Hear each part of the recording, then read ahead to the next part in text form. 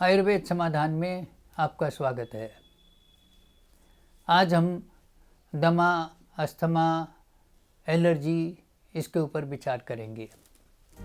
दमा या अस्थमा के लक्षण के रूप में सबसे पहले सांस लेने में तकलीफ होती है। अस्थमा के लक्षणों का जितनी जल्दी पता चलेगा उतनी ही जल्दी अस्थमा का इलाज होना मुमकिन होता है। इन लक्षणों की पहचान कर आप अस्थमा का घरेलू उपचार भी कर सकते हैं। लेकिन सबसे पहले आपको ये तो पता होना चाहिए कि आखिर अस्थमा के लक्षण हैं क्या। हम आपको ग्राफिक के जरिए बता रहे हैं कि बार बार अगर आपको खांसी आती है, अधिकतर दौरे के साथ खांसी आना, ये अस्थमा का सबसे बड़ा लक्षण माना जाता है। सांस लेते समय सीटी की आवाज आना, छाती में जकड़ाहट या भारीपन महसूस होना, सांस फूलना, खांसी के समय कठिनाई होना और कफ ना निकल पाना, गले का अवरुद्ध और शुष्क होना, बेचैनी होना, नाड़ी गति का बढ़ना, ये सब अस्थमा के वो लक्षण हैं जो आप घर में ही पता कर सकते हैं। ज़्यादा जानकारी के लिए आइए आज हम वैद्य जी से आपकी मुलाकात करवाते हैं और वैद्य जी हमें बताएंगे कि अस्थमा में आखिर किन किन चीज़ों से परहेज करना चाहिए, किन किन चीज़ों को खाना चाहिए और आयुर्वेद में क्या उपचार है। दमा, अस्थमा आयुर्वेद के हिसाब से ये कफ की बीमारी है और श्वसन संस्थान की बीमारी है। इसमें कफ ही प्रधान होता है। इसके अतिरिक्त आज जो प्रदूषण बहुत ज़्यादा फैला हुआ है, ये भी इस रोग का कारण है। इसके अतिरिक्त खान पान में हम लोग जो ज़्यादा फ्रीज के आइटम इस्तेमाल करते हैं या कोल्ड ड्रिंक्स वगैरह ज़्यादा इस्तेमाल करते हैं या एसी वगैरह में ज़्यादा रहते हैं, तो उससे भी ये रोग उत्पन्न होता है। बार बार ठंडा पानी पीने से, फ्रिज का पानी पीने से भी ये रोग होता है।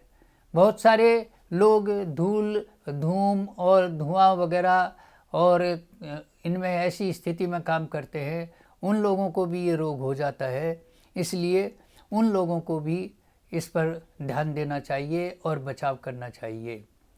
खाने पीने में हमको ठंडी वस्तुओं से परहेज करना चाहिए और सबसे अच्छी चीज़ दमा के लिए तुलसी, हल्दी, काली मिर्च, ये बहुत अच्छी चीज़ें हैं, इनका हमको उपयोग करना चाहिए।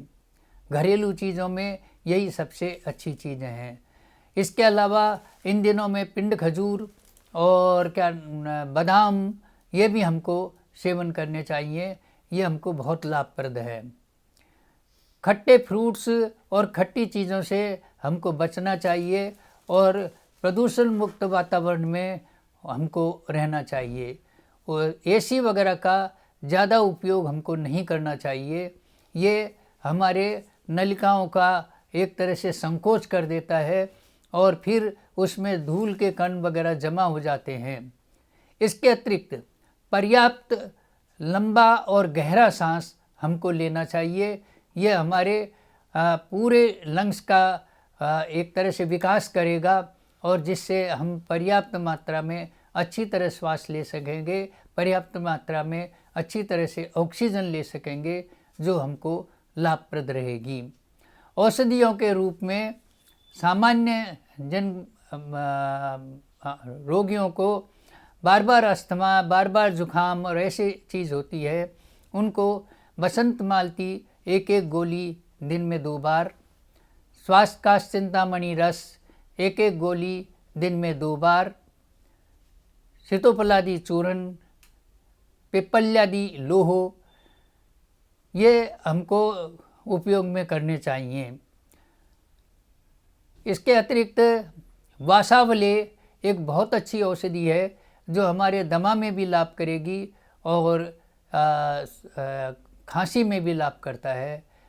और हरिद्राखंड एक बने बनाई दवाई आती है, वो भी हम एक एक चम्मच दिन में 2 बार 3 बार ले सकते हैं।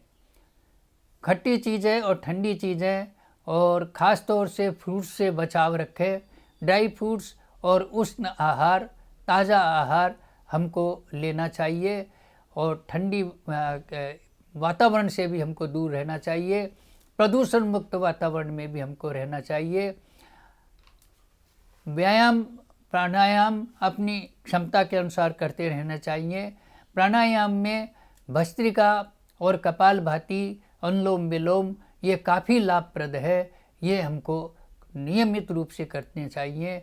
अगर हम ये ऐसा सब इसको अपनी दिनचर्या में, इसको दैनिकचर्या में हम यदि ढाल लेंगे इन सभी चीज़ों को, तो हम अस्थमा के यदि बीमार हैं तो भी ठीक हो जाएंगे, और जो लोग स्वस्थ हैं उन लोगों को अस्थमा होने का कोई अवसर नहीं रहेगा। धन्यवाद। आज इस विषय पर बस इतना ही।